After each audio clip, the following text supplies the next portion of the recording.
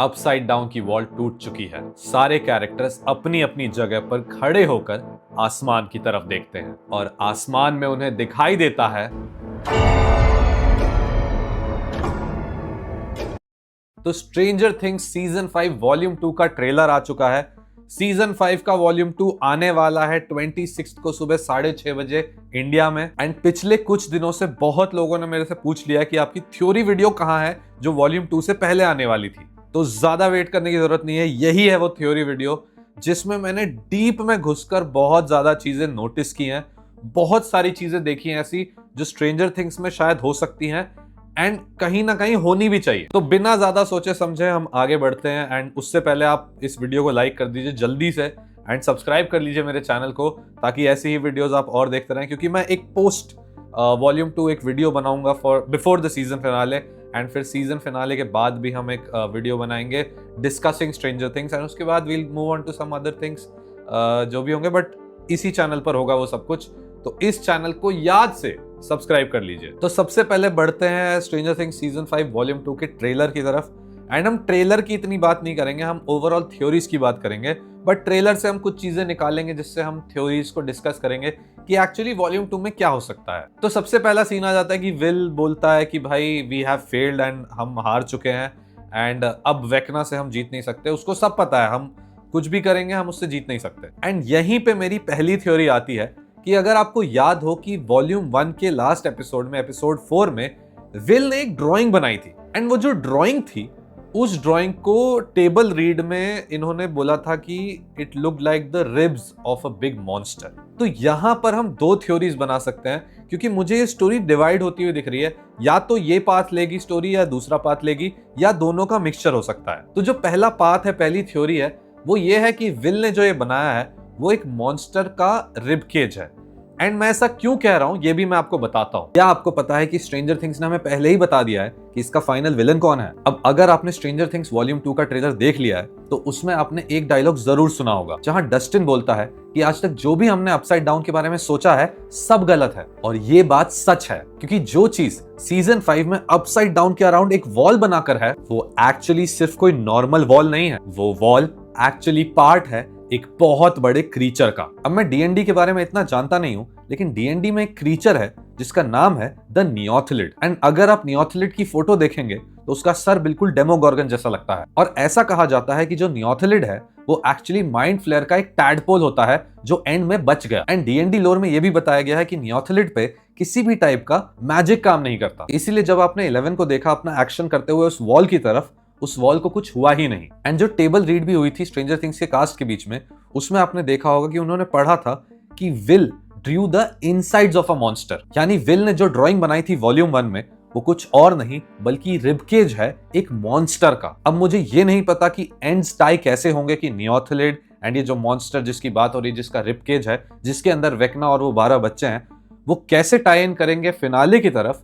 लेकिन इतना मैं जरूर कह सकता हूं कि एक बहुत ही बड़ा क्रीचर हमें फिनाले में देखने को जरूर मिलने वाला है। अब जो दूसरा पाथ है, दूसरी थ्योरी है, वो है टाइम ट्रैवल की। तो अगर आपको याद है तो पिछले ही एक एपिसोड में माइक और लूकस जाते हैं एरिका को लेने उसकी एक क्लास से, एंड वो क्लास होती है मिस्टर क्लार्क की। एंड इस क्लास में मिस्टर क्लार्क बता रहे होते हैं आइंस्टाइन रोजन ब्रिजेस के बारे में, जो कि एसेंशियली एक वर्म होल होता है। एंड वर्म होल का मतलब मैं आपको समझा देता हूं कि अगर एक जगह ये है एक जगह ये है तो इसके बीच जो डिस्टेंस होता है अगर वो लेट से 10 किलोमीटर है तो ये वर्म होल जो है आपको ये डिस्टेंस ऐसे करके बीच से सीधा भेज देता है, तो आपको 10 किलोमीटर ट्रैवल करने की जरूरत ही नहीं है। एंड यही चीज अपसाइड डाउन में चल रही है कि जब डेमोगॉर्गन्स वो गेट खोलते हैं तो वो रास्ता क्लियर हो जाता है, वो डिस्टेंस उनको कवर नहीं करना पड़ता जो अपसाइड डाउन और रियल वर्ल्ड के बीच में है। अब डेमोगॉर्गन्स छोटे छोटे वर्महोल्स खोल सकते हैं, लेकिन जो वेकना का मेन प्लान है वो एक्चुअली कनेक्ट होता है विल की ड्राइंग के साथ, जहां विल ने भी एक ऐसा शेप बनाया है जो मिस्टर क्लार्क अपनी क्लास में दिखा रहे थे। और विल की ड्राइंग में 12 स्पायर्स होती हैं, मतलब 12 बच्चों को उन स्पायर्स पे लगाया जाएगा, जिसकी वजह से ये जो ब्रिज है वो कंप्लीट होगा। एंड आप सोचेंगे कि इस ब्रिज को क्यों कंप्लीट होना चाहिए, तो बेसिकली इस ब्रिज के थ्रू ही एक इतना मैसिव गेट खुलेगा कि एक बहुत ही बड़ा क्रीचर बाहर निकल सकता है। एंड यहीं पे मेरी तीसरी थ्योरी आती है जिसमें मैं इस टाइम ट्रैवल और इस क्रीचर वाली थ्योरी को ज्वाइन कर दूंगा, जहां अपसाइड डाउन 1983 नवंबर 6 पे फंसा हुआ है एंड वहां से टाइम ट्रैवल करके ये लोग आते हैं करंट टाइम में। एंड जैसे ही ये बड़ा वर्म होल खुलेगा, इसके अंदर से निकलेगा एक इतना बड़ा क्रीचर जो आज तक स्ट्रेंजर थिंग्स में किसी ने देखा ही नहीं है। अब क्यों मैं 100% श्योर हूं कि एक बहुत बड़ा क्रीचर बाहर आने वाला है, उसका एक्सप्लेनेशन मैंने आपको पहले दिया। एंड एक एक्सप्लेनेशन और है, एक्चुअली दो है, जिसमें पहला ये है कि डस्टिन और नैन्सी ऊपर देख रहे होते हैं, उसी टाइम पर माइक भी ऊपर देख रहा होता है एंड उनके फेस पर एक रेड ह्यू आ रहा होता है। एंड कहीं ना कहीं मुझे लगता है कि जो एपिसोड 7 है वो खत्म ही इस क्लिफहैंगर पे होगा कि एक बहुत बड़े क्रीचर की आवाज आएगी एंड हम बस ये सोचेंगे कि अब न्यू ईयर्स ईव पे क्या होने वाला है। एंड इसी के साथ साथ दूसरा प्रूफ कि क्यों इतना बड़ा क्रीचर आने वाला है वो आता है हमारे डेट अनाउंसमेंट वाली वीडियो से, जहां विल चिल्ला रहा होता है। अब एक लीक्ड फुटेज है जहां पे एक ऑडियो सुनाई देती है जिसमें विल बोलता है कि Steve run, you have to run.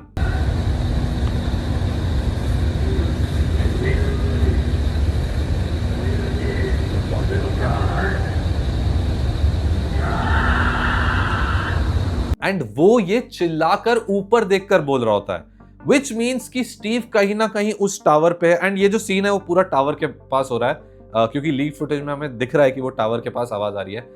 तो कहीं ना कहीं स्टीव ऊपर टावर पे चढ़ा हुआ है एंड क्योंकि विल हाइव माइंड में टैप इन कर सकता है एंड वो डेमोगॉर्गन्स के थ्रू देख रहा था, वैसे ही ये माइंड फ्लेयर पार्टिकल्स जो ये क्रीचर है उसके थ्रू देख रहा है कि वो क्रीचर सीधा स्टीव की तरफ आ रहा है। एंड इस वो देखने के बाद वो वापस सेंसेस में आता है विल एंड स्टीव को चिल्ला के बोलता है कि यू हैव टू रन, वरना वो क्रीचर तुम्हें मार देगा। अब वो क्रीचर अपने फुल फॉर्म में है या सिर्फ माइंड फ्लेयर पार्टिकल्स आ रहे हैं वो मैं क्लियर नहीं कर सकता अभी, क्योंकि वो हमें देखने को ही पता चलेगा। एंड मजा तो तभी आएगा जब हम देख कर समझ जाए कि स्ट्रेंजर थिंग्स में एक्चुअली हो क्या रहा है। फिर आ जाते हैं इस पॉइंट पे कि स्टीव उतना ऊपर क्या कर रहा है एंड स्टीव के साथ क्या होने वाला है।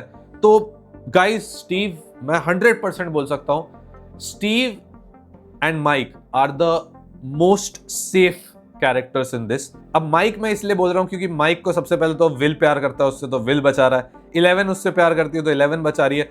नैन्सी उसकी बहन है तो वो तो उसके पास किसी को आने नहीं देगी। सो माइक तो बहुत सेफ है, उसकी चिंता मत करो, माइक नहीं मरने वाला 100%। फिर आ जाते हैं स्टीव पर। अब स्टीव क्यों नहीं मरेगा वो मैं आपको अच्छे से समझाता हूं। तो बेसिकली अभी एक शो हुआ था जिमी फैलन का जिस पर डफर ब्रदर्स गए थे एंड उन्होंने एक्चुअली एक बहुत बड़ी चीज कर दी सिंपल फंको पॉप से, जहां पर उन्होंने सारे कैरेक्टर्स को ऐसे अलाइन किया कि भाई कौन कौन कहां कहां रहेगा, जिसमें आपको दिखता है कि 11 को पानी में डाल देते हैं, जॉनथन को साइड में रख देते हैं, सबको इधर उधर, बार्ब को नीचे रख देते हैं। बट वो एक बहुत इंपॉर्टेंट चीज करते हैं स्टीव के फंको पॉप के साथ। तो उसमें वो स्टीव को एकदम एज पर रख देते हैं एंड फिर स्टीव को नीचे गिरा देते हैं, विच मीन्स कि स्टीव गिरने वाला है, कहीं से गिरेगा 100%। लेकिन क्या ये इस चीज की तरफ पॉइंट करता है कि स्टीव मरेगा? बिल्कुल भी नहीं, क्योंकि स्टीव अब मर ही नहीं सकता, क्योंकि उसको प्लॉट आर्मर मिल चुका है, इनफैक्ट डायरेक्टर्स आर्मर मिल चुका है कि जो डफर ब्रदर्स है उन्होंने। अब तुम खुद सोचो, कोई डायरेक्टर आकर अपना क्यों स्पॉइल करेगा कि कौन सा कैरेक्टर मरने वाला है? क्यों? क्योंकि स्टीव की हाइप बहुत ज्यादा है एंड उन्होंने ये शूट कर लिया है एंड स्टीव को उन्होंने नहीं मारा है। एंड क्यों नहीं मारा उसका एक और रीजन है, वो भी मैं आपको बताऊंगा आगे। बट स्टीव को उन्होंने गिरा दिया तो कोई भी डायरेक्टर नहीं दिखाएगा कि भाई मैंने गिराकर मार दिया है स्टीव को। एंड स्टीव गिरेगा, उसको थोड़ा प्रॉब्लम होगा, कुछ हो सकता है, बट स्टीव बच जाएगा आराम से। सो माइक एंड स्टीव तो कहीं नहीं जा रहे हैं, वो तो पक्का जीने वाले हैं। एंड आई नो कि मैं थ्योरी टू थ्योरी जंप करता जा रहा हूं, तो थोड़ा ध्यान से वीडियो देखिए, क्योंकि अब मैं बहुत सारी थ्योरीज को आगे पीछे बोलता जाऊंगा।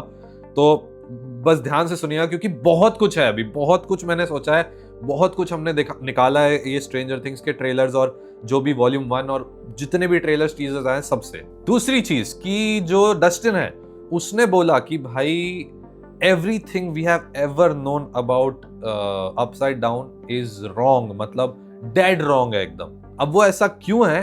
क्योंकि अपसाइड डाउन जो है वो एक रियलिटी है जिसको वेकना हेनरी ने अपनी मेमोरी से बनाया है एंड हो सकता है। एंड दूसरी चीज मुझे कहीं ना कहीं लगता है कि जो मैंने पिछली वीडियो में अपनी थ्योरी बताई थी कि विल ये सारी चीजें कर रहा है, अभी भी I stand true to that कि भाई विल ही है मेन विलन, विल ही है जो ये सारी चीजें करवा रहा है एंड विल ही फाइनली सामने आएगा एज द मेन विलन, या तो वो वेकना में ट्रांसफॉर्म हो, समथिंग लाइक दैट। क्योंकि यार तुम खुद सोच के देखो, उस दिन ही क्यों अपसाइड डाउन फ्रीज हुआ जिस दिन विल गायब हुआ, और विल को हमेशा क्यों ऐसे ठंड नहीं लगती, क्योंकि भाई विल को ठंड पसंद है। एंड और किसको ठंड पसंद है? वेकना को। ऊपर से एक जो एक्शन है 11 का कि वो ऐसे करके रोकती है सब कुछ या अपने पावर्स यूज करती है, विल ऐसे करके करता है क्योंकि विल इज अपसाइड डाउन। मतलब कि ये जो विल है ये एक्चुअली इनका विल है ही नहीं। क्योंकि जॉइस अगर तुम देखो तो जॉइस भी, यही मैं बोल रहा था कि भाई अब मैं जंप करने वाला थ्योरीज, तो ध्यान से सुनना, इस पे मुझे कुछ मत बोलना कि भाई आप ऐसे तो कुछ भी बता रहे हो। मैं अब बहुत कुछ, अब मेरे जो दिमाग में चलता है मैं सारी चीजें बता रहा हूं। तो जॉइस भूल जाती है कि उसके बच्चे की एज 12 साल थी जब वो गायब हुआ था, 11 साल नहीं थी। इनफैक्ट जब मैक्स पीछे जाती है एंड वो पैम्फलेट देखती है जिसमें Henry krill is the director of the show, Joyce को ये याद ही नहीं है कि हेनरी क्रील कौन है। लेकिन एक और चीज कह सकते हैं कि जब ये हेनरी क्रील के घर वाला जो सीन हो रहा था उस टाइम जॉइस कहीं और पे होती है, तो उसको अभी तक पता ही नहीं कि हेनरी क्रील के से कुछ लड़ाई चल रही है, उसको बस वेकना पता है। बट ऐसा तो हो नहीं सकता कि इन्होंने डिस्कस नहीं की होगी चीजें। तो कहीं ना कहीं ये टाइम के साथ खेल तो बहुत ज्यादा चल रहा है। और हाँ, मैं ये चीज बताना भूल गया कि विल जो है वो हमारा विल नहीं है, ये विल वो नहीं है। This will is from the upside down. असली विल अभी भी कहीं ना कहीं अंदर है मुझे लगता है, एंड वो वहां पे लड़ रहा है। He is in the memories of Vecna. क्योंकि अगर आप ध्यान से देखो तो वेकना ने अपने मोनोलॉग में वॉल्यूम 1 के एंड में विल को जब पकड़ा था तो वो बोलता है कि you were the first and you broke so easily, and मुझे उससे दिख गया कि मैं क्या क्या अचीव कर सकता हूं। एंड ये जो ब्रिलियंट माइंड्स हैं ये यहां बिलोंग नहीं करते हैं, ये मेरी दुनिया में बिलोंग करते हैं। एंड कहीं ना कहीं मुझे लगता है कि वेकना का बिग मेन प्लान है कि वो अपनी मेमोरीज को रियल वर्ल्ड में ला दे, जहां पर ना कोई माइंड फ्लेयर हो, ना कोई भी कैरेक्टर कुछ भी हो, सब कुछ ये लाइफ जिए जो वेकना चाहता है। एंड जितने लोगों ने भी नारुतो देखा है उनको ये पता होगा कि इन्फिनिट सुकियोमी जो माद्रा अचीव करना चाहता था वो एग्जैक्टली यही था कि दुनिया से सफरिंग और पेन खत्म हो जाए, सब वो लाइफ जिए जो माद्रा ने देखी थी, एंड इन दिस केस जो वेकना ने देखी है, इनफैक्ट जो हेनरी क्रील ने देखी है। और वो दुनिया कहां एग्जिस्ट करती है? जैसे माद्रा के दिमाग में एग्जिस्ट करती थी वैसे ही ये दुनिया हेनरी क्रील एके वेकना एके मिस्टर वॉटसिट के दिमाग में एग्जिस्ट करती है। एंड इसीलिए आप देखेंगे हर जगह जा सकती है मैक्स, हर जगह वो हॉली को भी लेकर जाएगी पूरे मेमोरीज में जो वेकना के, इनफैक्ट जो हेनरी क्रील के दिमाग में है। एंड इतनी बड़ी जगह है जिसको वो रियलिटी बनाना चाहता है। एंड कहीं ना कहीं मुझे लगता है कि माद्रा उचिहा जैसे फेल हो गया था इन्फिनिट सुकियोमी को अचीव करने से, वैसे ही हेनरी क्रील फेल होगा बहुत बुरा। एंड उसके बाद वो बड़ा क्रीचर निकलेगा बाहर एंड वो अक्रॉस डायमेंशंस, अक्रॉस टाइम हम एक बहुत मैसिव फाइट देखने वाले हैं in the series finale. And ये चीज और प्रूव हो जाती है जब आप एक इंटरव्यू देखेंगे जहां पर नोआ स्नैप से जो विल प्ले करते हैं उनसे पूछा गया था कि who is the most misunderstood character, and उन्होंने बोला था लोकी वेकना। एंड उस पर मिली बॉबी ब्राउन ने जो 11 प्ले करती है उन्होंने उसको रोक दिया था। तो कहीं ना कहीं वेकना को मिसअंडरस्टैंड इसलिए किया जा रहा है क्योंकि he wants to achieve world peace through his memories, लेकिन वर्ल्ड पीस ऐसे अचीव करना इज ऑल्सो रॉन्ग, इसीलिए वो मिसअंडरस्टूड है villain. And exactly this is how Stranger Things might end. And just like end में कागुया आ गई थी नारुतो में लड़ाई करने, वैसे ही यहाँ पर मुझे लगता है वो या तो थिसल हाइड्रा या नियोथलिड तो बहुत ही बच्चा सा लग रहा है यार, पता नहीं नियोथलिड होगा कि नहीं होगा, बट नियोथलिड भी हो सकता है, या तो थिसल हाइड्रा 100%। एक बड़ा क्रीचर 100% है क्योंकि ये जो लेयर है जिसमें वेकना है ये खुद लग रहा है कि ये किसी मॉन्स्टर के अंदर ही है, ये मॉन्स्टर के हार्ट में ही है। फिर जैसे मैंने बोला था मैं जंप करूंगा थ्योरी में, आपको ये भी बता देता हूँ कि नैन्सी और जॉनथन जो देख रहे हैं ना वो बड़ा सा रेड ग्लोइंग चीज जो है, और नीचे से जिन्होंने देखा था स्टीव और डस्टिन ने ऊपर वो रेड ग्लोइंग चीज, वो रियलिटी को मेल्ट कर रही है। और मुझे लगता है कि जब ये वापस आएंगे ना अपसाइड डाउन से, उस टाइम पर अपसाइड डाउन टूट चुका होगा। एंड इसीलिए काली और 11 और हॉपर वो लड़ते हुए उस स्टॉर्म के थ्रू जा रहे हैं जिससे वो बाहर निकलेंगे। अपसाइड डाउन टूट चुका होगा नेक्स्ट एपिसोड में ही, और नेक्स्ट एपिसोड में ही वॉल टूट चुकी होगी एंड डायमेंशन एक्स पूरा अपने आप को रिवील कर देगा।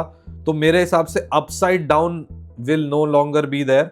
जहां हॉकिंस टाइम में फ्रोजन था वो नहीं रहेगा, वो बड़ा डिमेंशन एक्स होगा एंड कहीं ना कहीं वो क्रीचर हमें वहां दिख सकता है। कुछ तो होगा, कुछ तो 100% अपसाइड डाउन नहीं होने वाला है इस फर्स्ट शॉक जॉक एपिसोड के बाद। या आप मुझसे लिख के ले लो, या मतलब एपिसोड 7 भी हो सकता है, क्योंकि वो या तो वो इस पूरी चीज को 7 तक खींच दें, वो मुझे नहीं पता।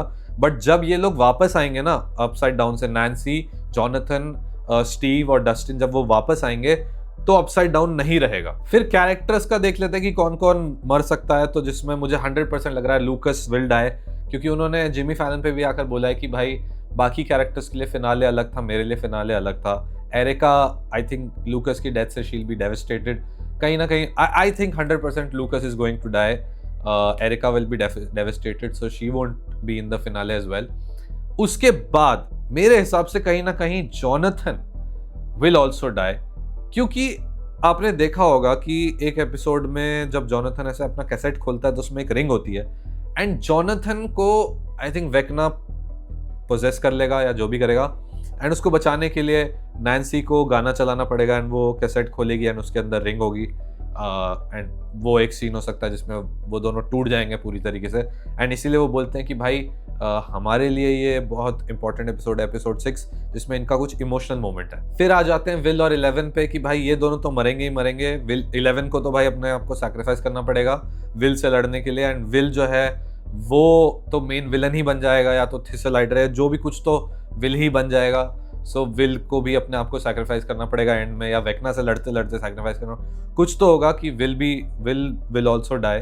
एंड इसके बाद आई थिंक कहीं ना कहीं हमें नैन्सी बचती हुई दिखेगी, हमें स्टीव बचता हुआ दिखेगा, हमें डस्टिन, भाई स्टीव और डस्टिन को सब मारना चाहते हैं, दोनों नहीं मर रहे, दोनों बचेंगे। माइक बचेगा, हॉपर बचेगा एंड स्टीव और डस्टिन तो हैं। एंड ये मैं इसलिए कह रहा हूँ क्योंकि अगर आपने एक लीक्ड फोटो देखी है तो उस लीक्ड फोटो में हॉपर अपने नॉर्मल ड्रेस में है, माइक वहां पर बैठा हुआ है थोड़ा सैड होकर, एंड स्टीव और डस्टिन भी हैं जिसमें कॉलेज उनका खत्म हो रहा है, एंड डस्टिन के हाथ में एक टैटू भी है, एंड वो टैटू एक्चुअली एडी का रिमेम्बरेंस के लिए है एंड उसके ट्रिब्यूट के लिए। सो दैट इज दैट।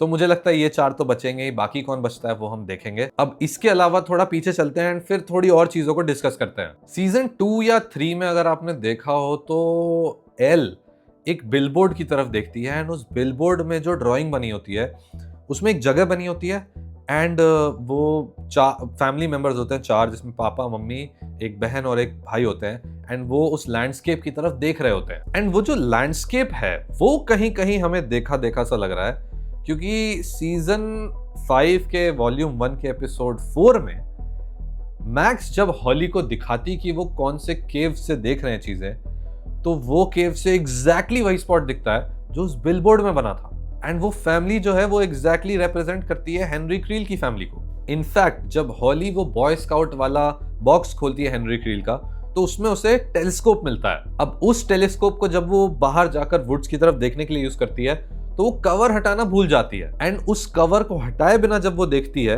तो उसमें उसको एक शेप दिखता है, जो शेप एग्जैक्टली उस केव की ओपनिंग का होता है जहां पर मैक्स रुकी हुई है, विच मीन्स कि हेनरी क्रील भी वहीं था एंड वही शेप का टेलीस्कोप का वो वहां पर उसने देखा है। मतलब ये मेमोरीज हैं हेनरी क्रील की कि भाई उस केव में हेनरी क्रील था, एंड वो अगर आपने फर्स्ट शैडो नहीं देखा है जो कि ब्रॉडवे प्ले है यूएस में जो चल रहा है स्ट्रेंजर थिंग्स का, तो उसमें हेनरी क्रील उसी केव में जाता है एंड वहां पर उसको first time ever Mind Flayer फ्ले कर देता है एंड वहां पर वो डर जाता है माइंड फ्लेयर से, इसीलिए वो केव से भागता है। एंड इसीलिए जब मैक्स केव के अंदर जाती है तो हेनरी क्रील वहां बाहर खड़े होकर रोने लगता है, वो डर जाता है केव से। अब वो डरता इसलिए है क्योंकि वहीं पर वो पहली बार फ्ले हुआ था माइंड फ्लेयर से, उसको पकड़ा था वहां पर माइंड फ्लेयर ने उस केव में, उसको केव का सब कुछ सीनरी वीनरी याद है, एंड यही रीजन है जिसकी वजह से हेनरी क्रील रोता है अपने उस सीन में। एंड वो कहीं ना कहीं ऐसा है कि वो माइंड फ्लेयर को भी हराना चाहता है या कुछ है। मुझे लगता है कि हेनरी क्रील और जो वेकना है 2 अलग लोग हैं, एंड मिस्टर वॉटसेट और वेकना, एंड मिस्टर वॉटसेट वाला जो हेनरी क्रील है वो फंसा हुआ है इस दुनिया में एंड उसको बाहर निकलना है। एंड कहीं ना कहीं वो भी किसी गाने की वजह से हो सकता है, जहां हो सकता है जॉयस को याद आए कि हेनरी को क्या गाना पसंद था, क्योंकि उन्होंने प्ले साथ में किया है और हेनरी ने वो प्ले डायरेक्ट किया है। एंड कहीं ना कहीं ये भी हो सकता है कि Joyce and Henry were together and Will Henry का बेटा है, इसीलिए वो उसको विलियम बुलाता है, क्योंकि उसने ही उसका नाम विलियम रखा होगा। एंड इसीलिए वो जॉयस को जब आप देखते हो, वो वेक्ना किसी को नहीं छोड़ता भाई, वेक्ना इज रूथलेस, वो सबको मारता है, कुछ भी हो मारता है सबसे पहले, वो जॉयस को बस ऐसे साइड करता है। तो कहीं ना कहीं भाई कुछ तो कनेक्शन है ऑब्वियसली भाई, वो जानते हैं एक दूसरे को, क्योंकि जॉयस के प्ले में उसका हेनरी का डायरेक्शन है, तो वो जानते तो हैं एक दूसरे को, तो कुछ तो है इनके बीच में, कुछ तो हुआ है जो एकदम मतलब मुझे लगता है इसका पार्ट होगा कि कैसे वेक्ना को हराया जाए। वो जॉयस को समझ में कहीं ना कहीं आ जाएगा टुवर्ड्स द एंड, एंड हम वो देखेंगे सीरीज फिनाले में। और हाँ, स्टीव पहले नहीं मरेगा अपसाइड डाउन में, कोई नहीं मरेगा, क्योंकि सबके आगे वाले सीन्स आपको दिख रहे हैं ट्रेलर में, क्योंकि स्टीव एक जगह खड़ा है जहाँ पे माइक और 11 बात कर रहे हैं एक दूसरे को देख के, जब वो डेप्रिवेशन टैंक में जाने वाली है 11 उससे पहले, एंड स्टीव वहाँ पर है। तो स्टीव अगर है मतलब भाई Steve is safe, and Dustin और स्टीव भी बात कर रहे होते हैं, तो वो भी सेफ है भाई, दोनों सेफ है। और हाँ, एक और चीज चल रही है कि अगर आपको याद हो कि सीजन 4 में एरिका जो है वो एक डाइस रोल करती है, एंड वो वेक्ना को मारने के लिए जब डाइस रोल करती है तो उसमें 20 आता है, and 20 in D&D is a critical hit. और अगर आप ध्यान दो रियल लाइफ में, तो 20 वो कैसे बना सकते हैं? 11 जो हमारी 11 है, 008 विच इज काली, वो तो 11 + 8 19, लेकिन वो जो 1 है वो कहां से आएगा? वो आता है विल से, क्योंकि वॉल्यूम 1 के फिनाले में हमने देखा कि विल टैप कर सकता है into the hive mind and वो वेक्ना की पावर्स ले सकता है। तो विल एसेंशियली बन जाता है वेक्ना, क्योंकि वो वेक्ना की पावर्स यूज कर सकता है। तो विल विच इज 1 + 11 + 008, ये तीनों मिलके नंबर बनाते हैं 20, एंड इसीलिए ये तीनों टीम अप करेंगे, एंड जब ये तीनों टीम अप करके वेक्ना से लड़ेंगे तभी वेक्ना हारेगा। सो फाइनली आई थिंक मैंने आपको सारी थ्योरीज बता दी हैं जो भी मैंने सोचा था स्ट्रेंजर थिंग्स के बारे में, एंड जो भी मैं पिछले कुछ टाइम से इतने टाइम से रिसर्च कर रहा हूँ आपके लिए ये वीडियो बनाने के लिए। सो आई होप कि ये सारी चीज़ें आपको समझ में आ गई हो, आपने एंजॉय किया हो इस वीडियो को, एंड अगर एंजॉय किया है तो लाइक कर दीजिए इस वीडियो को एंड सब्सक्राइब कर लीजिए मुझे। एंड मैं एक और वीडियो लाऊंगा वॉल्यूम 2 के बाद, जिसमें मैं रिएक्शन दे दूंगा एंड थ्योरीज बताऊंगा सीरीज फिनाले के बारे में। ऑब्वियसली रिएक्शन तो मैं इंस्टाग्राम और यूट्यूब पे पहले ही डाल दूंगा, बट वो जो वीडियो होगी, वो बड़ी वीडियो जो वॉल्यूम 2 के बाद आएगी, जो सीरीज फिनाले की थ्योरीज के बारे में डिस्कस करेगी, वो भी बहुत जल्दी मैं डाल दूंगा आफ्टर वॉल्यूम 2।